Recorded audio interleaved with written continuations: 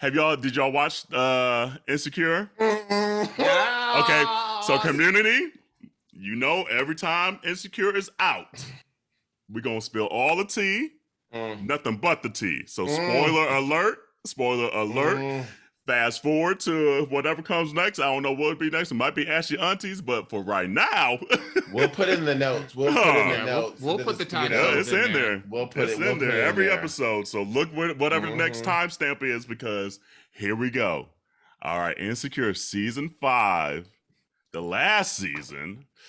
Oh, good. Which made me sad. Like the opening scene, I was just like, damn, this is gonna be it. Like I got a little upset. I did. Oh, but okay, what was it? Was she like literally right out the gate? And it wasn't even that funny, but I missed it so much. I was giggling even at the part where she's at the airport and she walked through the car and she got in and she's like, oop, wrong one. Even that had me dying. Exactly. And then she was like, are you this? And that's how it be though. Really do. Seriously. And from the jump, you could tell the budget for clothing went up. That's the music. The thing that got me. I was like, that's the thing that got me, because I was just like looking at everybody's wardrobe and I was listening to the songs they were playing. I'm like, how the fuck? How much money did they drop? HBO saying, okay, it's your last season. We'll give you the promo. Because everybody came. Did you see that that like fishnet? Yes. Like I don't even know. Oh, that Kelly was wearing. Jacket that Kelly was wearing. Yes, it was that sitting in the back seat. That North Carolina blue. I was like, oh, that one. Yeah, I like the one she had, like that North Carolina blue one. Oh, at the funeral. At the memorial service. Yes. At the stinky leg. Right, stinky legs. Yeah. I just loved, because you could tell Natasha, who's the actress that plays Kelly, her star has gone up because she was in Wonder Woman and all that shit. They gave her an episode. Finally, gave her an episode where she was the star. She's always been like the star to me. She's like, she's fucking hilarious. They gave her an episode. And I was like, thank you, because we needed more than just like the one-liners. It kind of filled out the arc a little bit more for her character. I like how like how intentional they've been about showing parallels in relationships, because with her and Amanda Seal's character, how they had a falling out, and and as Molly was like talking to her on the side and was like, so how long did it take you and Tiff to kind of like get back? I felt like that it really that's like such a, first of all, they just write such realistic, relatable relationship conversations. Let's start off with that. So like that felt real and authentic to me.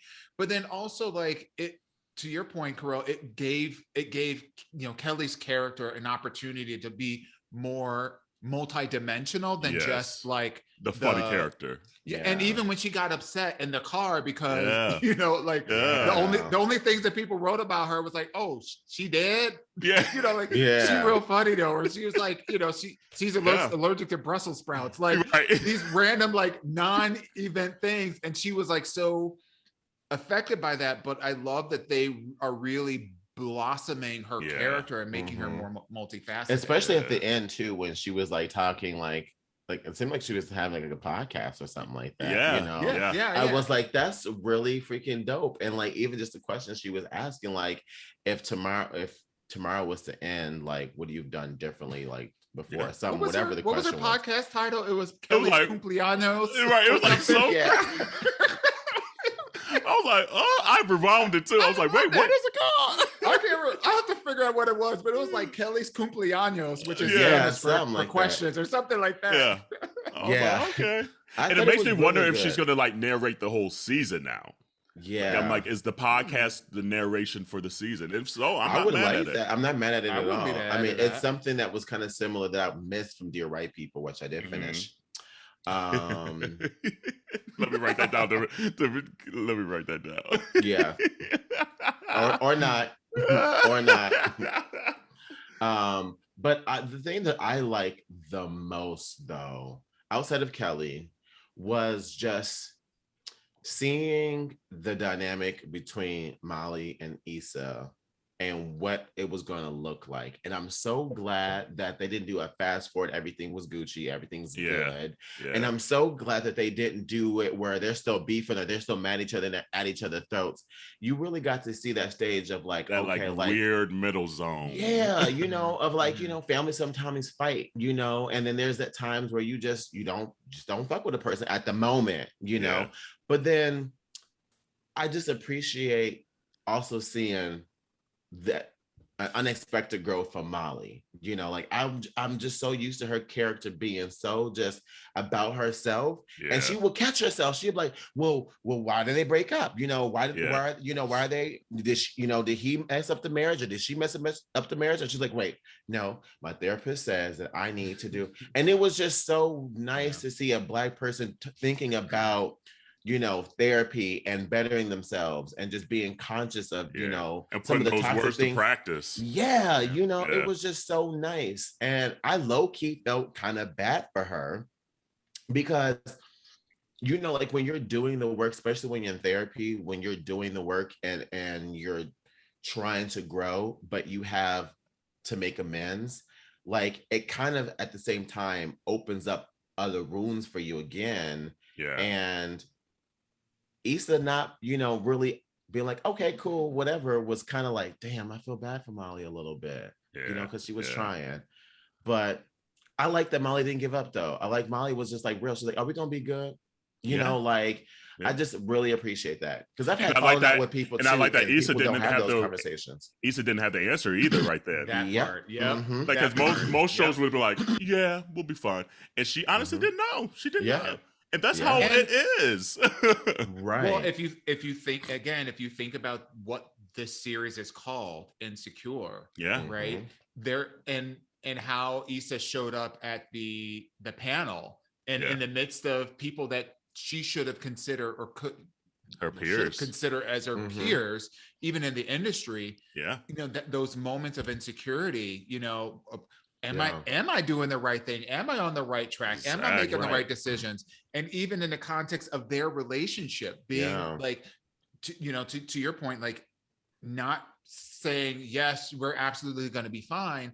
I appreciated that honesty because so often, particularly in television, we see the glossy version of relationships. And I think what this is really showing is, you know, like the trials and tribulations that you go through in a real authentic relationship. And, you know, you don't, to your point, Jerrell, we didn't get the benefit of the fast forward so that they could showcase her, Molly doing the work. The fact that Issa wasn't really sure about, like, how do you even get that vibe back when trust has been broken? But that's the funny thing about it is like so many people also don't look at friendships as almost a relationship.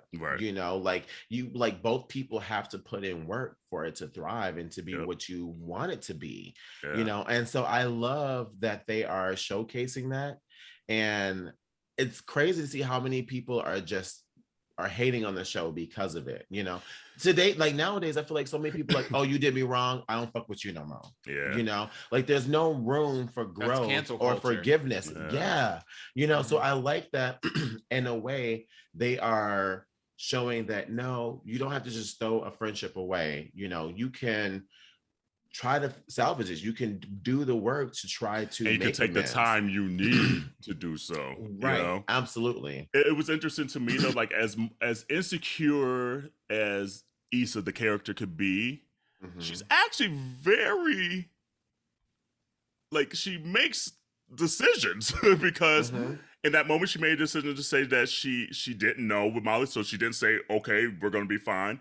But then at the end of the episode, you saw she made the decision, or at least it appears to make the decision between her and Lawrence. And you're just like, actually, you're not that insecure. You actually know what you want. And you might see there might, at least at this point, it's episode 1. We don't know.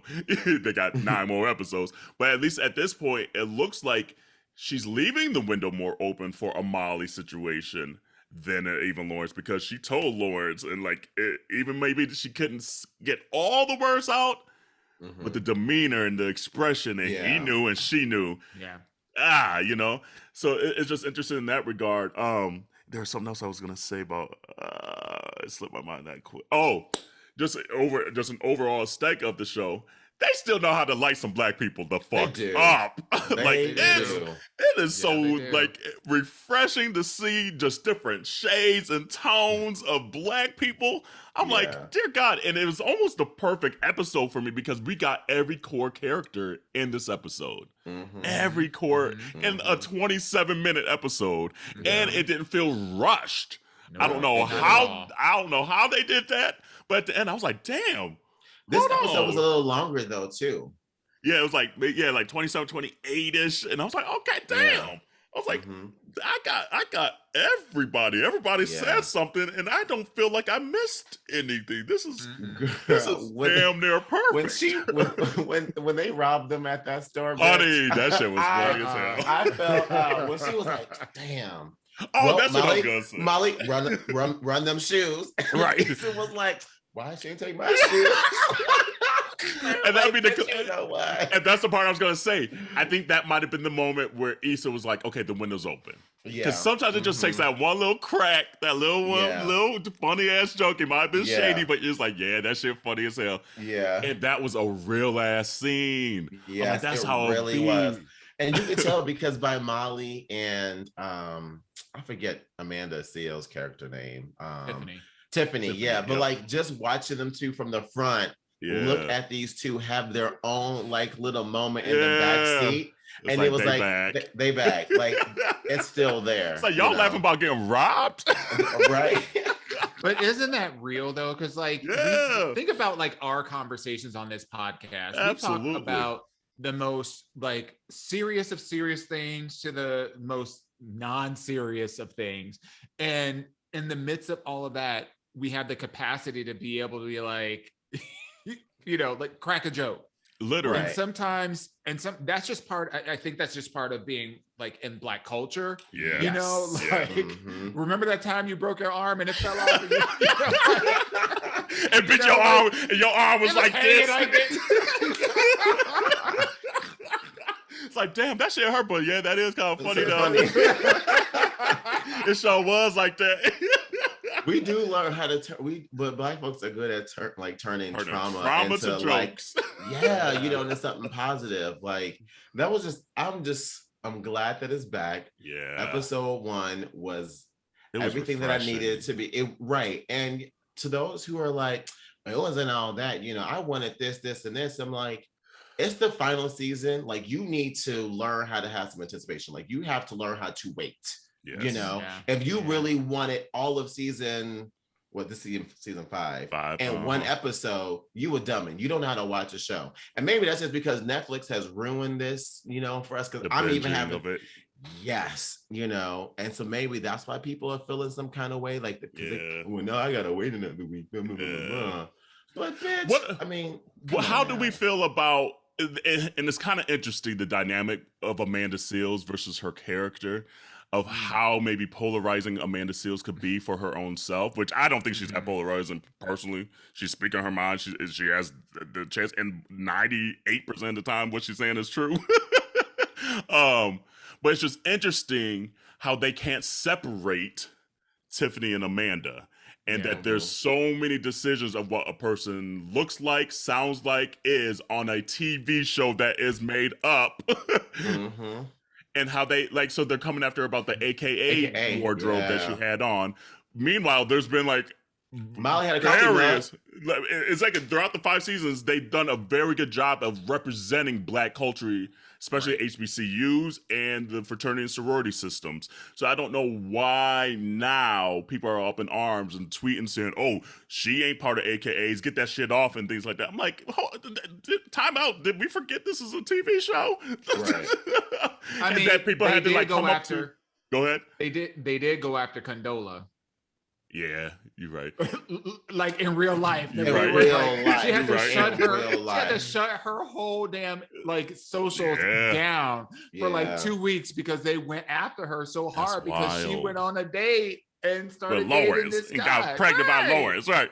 Yeah, it's bizarre. And it's weird that literally the showrunners and people had to come out, like the director Melina, she had to come out and say, no, that was my decision to put her in that dress, and it's a character, and we've done this in the past, and you guys haven't said shit before. So don't go after her, come after me then for my decisions for a TV show. Yeah. That's just wild. I mean, Black folks, we can love something and then quickly like tear it down to pieces and like this. Right? It's like, come on now, like pick a struggle, girl. Are you gonna love it? Are you gonna hate it? Which one? And if you hate it, then don't fucking watch it. Period.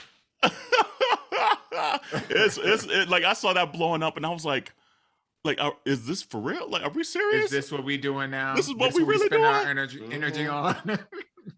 I was like, since y'all so eloquently could tweet this shit, how about y'all tweet some other shit for like Biden to get us some infrastructure bills and Congress to get this and the mayor race here in Atlanta, by the way, vote is November 2nd, tomorrow.